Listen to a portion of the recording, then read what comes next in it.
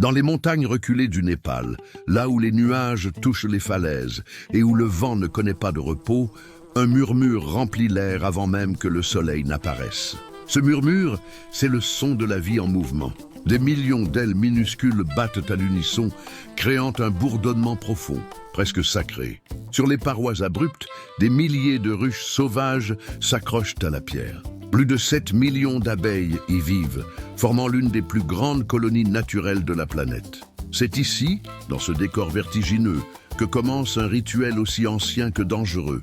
La récolte du miel le plus rare du monde, l'or liquide du Népal.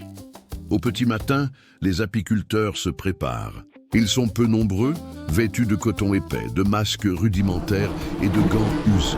Leurs visages racontent des décennies d'expérience. Leurs yeux, habitués à la lumière crue des montagnes, scrutent le ciel. Ils savent que le moment est venu. Le chef du groupe lève la main, le silence règne. Le vent souffle du bon côté, la fumée montera droit vers les ruches. Leur aventure peut commencer. Les hommes avancent lentement le long du sentier escarpé. À chaque pas, la vallée s'ouvre un peu plus. Tout en bas, le fleuve gronde.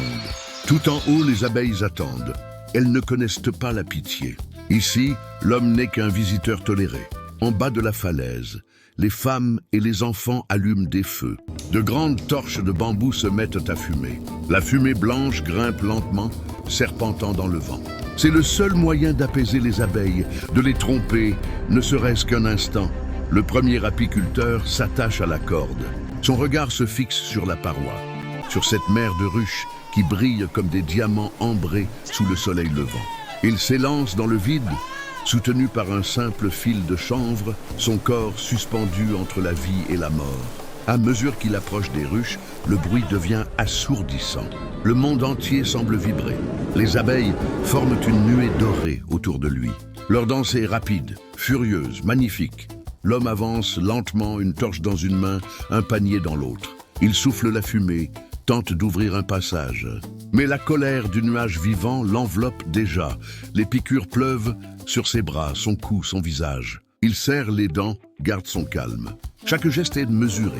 Une erreur, et c'est la chute. Une hésitation, et les abeilles l'engloutissent. Devant lui, le premier rayon apparaît.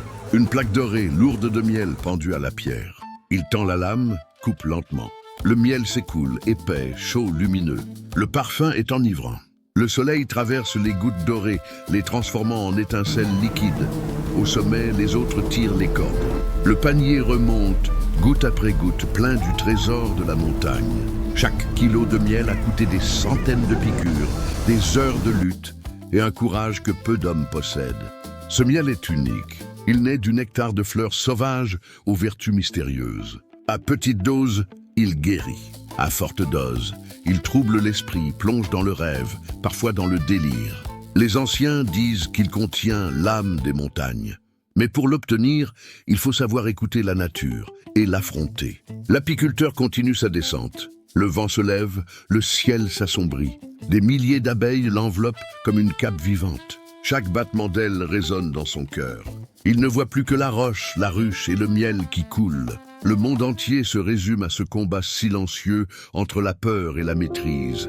Enfin, le dernier panier remonte. Le feu s'éteint, la fumée s'efface. Le bourdonnement s'apaise peu à peu, comme si la montagne reprenait son souffle.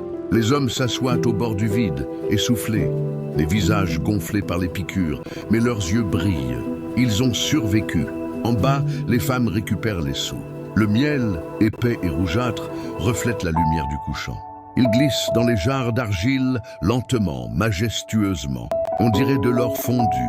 Ce soir-là, autour du feu, le silence domine. Les anciens racontent que les abeilles étaient déjà là avant l'homme et qu'elles seront encore là après lui. La récolte est finie, mais le cycle ne s'arrête jamais. Demain, les abeilles reconstruiront leur nid. Et dans quelques mois, les hommes reviendront suspendus à leurs cordes, prêts à défier à nouveau la montagne. Parce qu'ici, au Népal, ce miel n'est pas seulement une richesse. C'est une offrande, une promesse entre le ciel, la pierre et l'homme. Et lorsque la nuit tombe, que le vent emporte le dernier écho du bourdonnement, il ne reste qu'une certitude. Celui qui a entendu le cri de 7 millions d'abeilles ne l'oubliera jamais.